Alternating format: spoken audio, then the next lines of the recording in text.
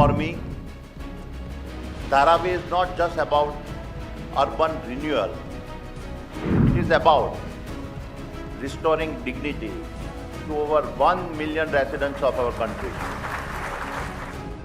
महाराष्ट्र में सत्तारूढ़ भारतीय जनता पार्टी और एकनाथ शिंदे की नेतृत्व वाली शिवसेना की महायुति की भारी जीत से बिजनेसमैन गौतम अडानी को बड़ी राहत मिली है। इस जीत से गौतम अडानी के दांव पर लगे $300 करोड़ पर जो संकट के बादल मंडरा रहे थे, अब वो छट गए हैं। ये राशि अडानी ग्रुप के $3 अरब की धारावी परियोजना से जुड़ी हुई है। इसके तहत मुंबई की जुग्गी बस्ती धारावी को विश्व स्तरीय जिले के रूप में पुनर्विकसित किया जा रहा है। बता दें, विपक्षी दल उद्धव ठाकरे के नेतृत्व वाली शिवसेना ने सत्ता में आने के बाद एशिया की सबसे बड़ी जुग्गी बस्ती के पुनर्विकास के लिए अडानी समूह को दी गई सारी जमीन वापस लेने और इस परियोजना को पूरी तरह से रद्द करने का वादा किया था। अमेरिकी अदालत में रिश्वतखोरी के आरोपों का सामना कर रहे अडानी के लिए उनकी पसंदीदा धारावी परियोजना को रद्द करना एक बड़ा झटका साबित हो सकता था। हालांकि चुनावी नतीजे सामने आने के बाद अब गौतम अडानी को राहत की सांस मिलेगी।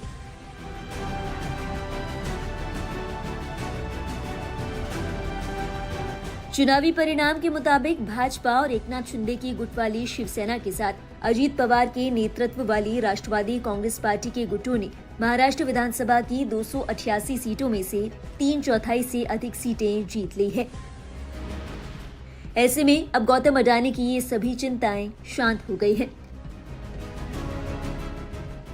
बताते चले, गौतम अडानी की ये परियोजना 620 एकड़ की जमीन को शानदार शहरी केंद्र में बदलने की है। ये जमीन न्यूयॉर्क के सेंट्रल पार्क के आधार का लगभग 3/4 है। इस परियोजना के तहत मुंबई के अंतर्राष्ट्रीय हवाई अड्डे के नजदीक घनी आबादी वाली झुग्गियों में खुले सीवर और साझा शौचालयों वाली जर्जर झुग्गियों में रहने वाले लगभग 7 लाख लोगों को 350 वर्ग फुट तक के फ्लैट मुफ्त दिए जाने हैं।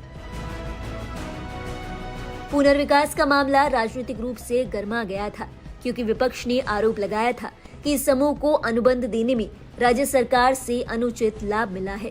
समूह ने सरकार पे पक्षपात करने का आरोप भी लगाया था। हालांकि अडानी ग्रुप ने सरकार के पक्षपात से लाभ उठाने से इनकार किया था। बताते चले, कांग्रेस नेता और लोकसभा के विपक्ष के नेता राहुल गांधी ने बार बार धारावी पुनर्विकास परियोजना के मुद्दे को उठाया और प्रधानमंत्री नरेंद्र मोदी और उनकी पार्टी भाजपा पर अडानी जैसे मित्रों को समृद्ध करने का आरोप लगाया था। ये व्यक्ति ना अरेस्ट होगा, ना इस पे इन्वेस्टिगेशन होगा, क्योंकि प्रधानमंत्री इसके साथ जुड़े हुए हैं। हालांकि सत्तारूढ़ दल की ओर से परियोजना के समर्थन में कहना है कि ये परियोजना जुग्गी पुनर्विकास के लिए एक वैश्विक मॉडल बनने के लिए तैयार है। बताते चले, धारावी में लगभग 10 लाख लोग रहते हैं, लेकिन इस परियोजना के लाभ के लिए केवल 7 लाख लोगों को ही पात्र माना गया है।